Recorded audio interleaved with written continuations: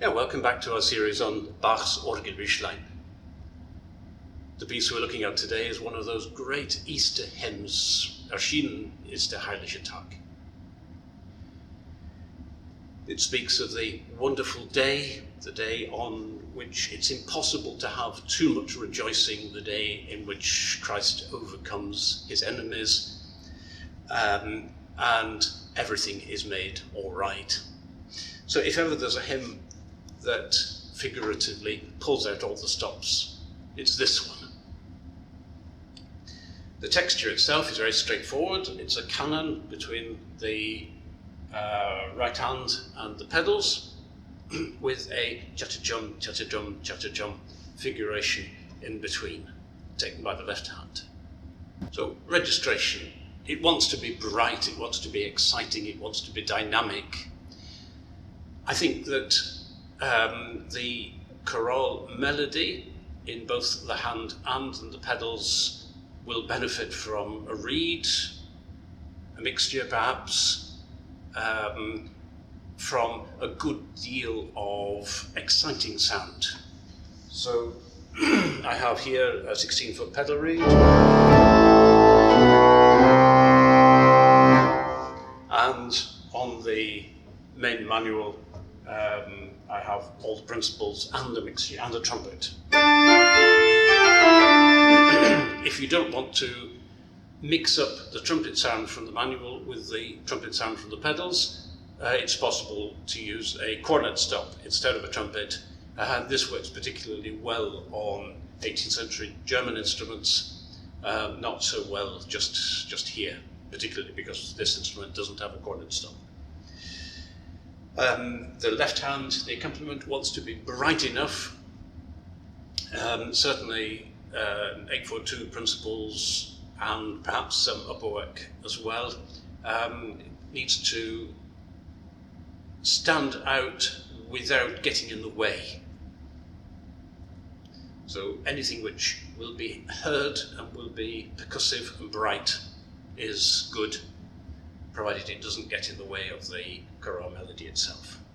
Incidentally, after the right hand has finished the chorale melody, obviously there's a bar still to go before the pedals finish the chorale melody, and the right hand takes up some of the figuration of the left hand. So where the left hand plays, the right hand joins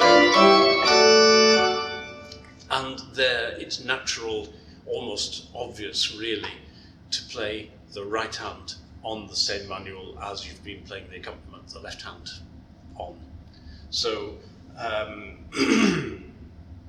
once the chorale melody has finished in the right hand for that last bar, I personally would move to the other manual, to the accompanying manual. Otherwise, you have a little piece of figuration on the solo stop for no apparent reason.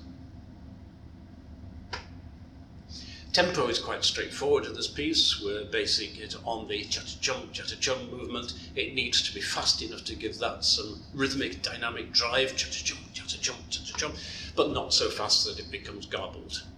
And that will give a right speed in the context. That accompanying figure, that cha-cha-jum figure, needs to be, again, lightly articulated cha-cha-jum. It doesn't want to be legato at all.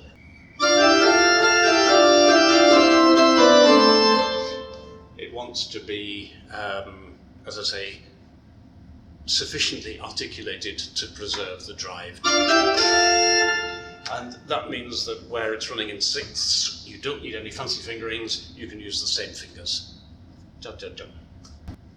As you know by now, I always encourage students to mark on the score the point at which they're going to phrase off the chorale melody. That's perhaps more important than ever in this particular one, especially with it being a canon. I think that here we can afford to phrase off the melody more than we would normally do. And my inclination, my suggestion here is to turn the last note of the melody, which is a semi-breve, into a minim each time and put the minim rest. That may seem rather a lot of articulation, But because we're running the chorale in canon, in the pedals as well, it just helps to create greater definition. It's also a lot easier to think about when you're playing. So that's a recommendation. I think that's about all I want to say about this particular piece. Enjoy it and be full of the joy of Easter.